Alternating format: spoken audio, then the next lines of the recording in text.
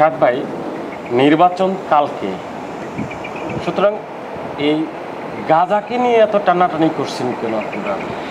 গাজাটা হলো আমাদের একটা, প্রথমত এটা মুসলিম হিসাবে আমাদের একটা ইস্যু। তারপরে এখানে জেনোসাইড হচ্ছে। জেনোসাইড যে জায়গায় হচ্ছে ওইটা আমরা মুখ বন্ধ করে থাকতে পারি না। এইখানে হাজারো মানুষ, বাচ্চা, নারী, পুরুষ সবাই মারা যাচ্ছে, নির্বিচারে মারা যাচ্ছে।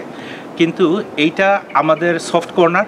এরপরেও যে মেইন জিনিসটা হলো যে এইখানে ইংল্যান্ডে, লন্ডনে বা আমার হ্যাকনিতে বা ইলফোর্ডে এইটা কেমনে রেলিভেন্ট। গাজাতে যে টাকা আমরা ওয়েস্ট করতেছি মানুষ মারার জন্য, ৬২ বিলিয়ন পাউন্ড খরচা করা হয়েছে সোফার এই মানুষগুলো মারার জন্য। এই বাচ্চা, 2 মাসের বাচ্চা, 1 মাসের বাচ্চা, বুড়ো, মহিলারা, এদেরকে মারার জন্য, হত্যা করার জন্য ৬২ বিলিয়ন খরচা হয়েছে। এই ৬২ বিলিয়ন যদি আমরা আমাদের এনএইচএসে দিতাম, এই ৬২ বিলিয়ন যদি আমাদের স্কুলে দিতাম, আমাদের হাউজিংয়ে দিতাম, তাইলে এই যে আমাদের হোমলেসের প্রবলেম, এক বাসায় 15-16 জন করে থাকে, হসপিটালে গেলে 5 ঘন্টা 10 ঘন্টা ওয়েট করা লাগে, এই ৬২ বিলিয়ন এই হসপিটালের আর এই স্কুলের আর এই বাসার চেহারাটাই পাল্টাইয়া দিত। কিন্তু ঘটনা এখানে এইটা না যে আমরা মুসলিমের পিছনে পড়ে আছি। ঘটনা হলো তারা জেনোসাইড করতে চায়, তারা রেসিস্ট, এই জন্য এগুলা করতেছে। আমরা চাই ওগুলা বন্ধ করে আমাদের জীবন, আমাদের এলাকার জীবন উন্নয়ন করতে।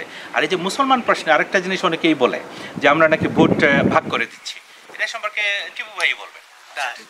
আমি আমার একটু প্রশ্ন, ঠিক আছে টিপু ভাই বলবে, পাশাপাশি আরেকটু বলতেছি যে আপনাদেরকে ওয়ার্কার্স পার্টি কেন ভোট দিবে নাম্বার 1, এবং আপনার ধারণা কি এই যে রিমুভ করার জন্য চেষ্টা করতেছে বা বলতেছে, এটা কি আসলে শুধু যোগ করতেছে বা স্লিপ অফ টাং, নাকি এই যে কেয়ার স্টারমার যে এই কথাটা বলতেছে যে সারা দেশব্যাপী এই যে তুমুল আন্দোলন চলতেছে, এই কথাটা নিয়ে আপনি যেহেতু একজন ক্যান্ডিডেট, আপনি আপনার ধারণা মতে কতটুকু কি মনে করতেছেন বলেন তো একটু কাইন্ডলি। আসলে কেয়ার স্টারমার উনি যে বক্তব্যটা দিয়েছেন, উনি তো ওইটা উইথড্র করেন নাই, উনি এখনও ওইটা সমর্থন করতেছেন। হ্যাঁ, মাঝখানে উনি একটা এক্সপ্লেনেশন দিছেন, কিন্তু যে এক্সপ্লেনেশন দিছেন আমি আপনার মাধ্যমে আপনার সকল লিসেনারদেরকে, সকল দর্শকদেরকে আমি জিজ্ঞাসা করতে চাই, আপনারা কি সন্তুষ্ট ওনার ব্যাখ্যায়? আমি না, আমি সন্তুষ্ট না, হ্যাঁ শাহেদ ভাইও না, তা আমি মনে করি আপনারাও না। কেন না? কারণ এটার মেইন কারণ হলো যে উনি ব্যাখ্যা দিয়েছেন, যে উনি একটা এক্সাম্পল দিয়েছেন, উদাহরণ দিয়েছেন। তো উদাহরণ কী দিয়ে হয়? এক চোরে যদি চুরি করে আরেক চোরকে দিয়ে উদাহরণ দেওয়া হয় যে ওই চোরের মতো এই চোর।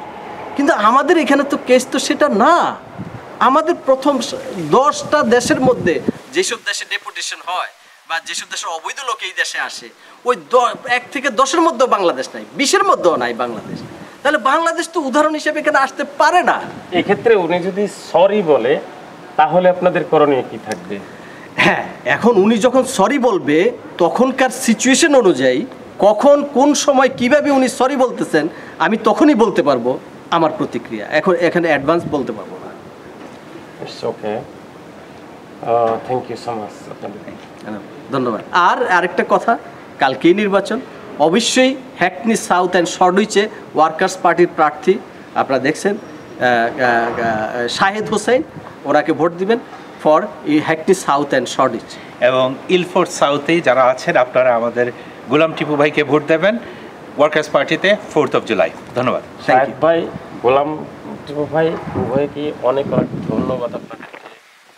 ধন্যবাদ 3S। আর আপনাকেও ধন্যবাদ, 3S টিভিকে ধন্যবাদ আমাদেরকে আমন্ত্রণ জানানোর জন্য। ধন্যবাদ। আসসালামু আলাইকুম।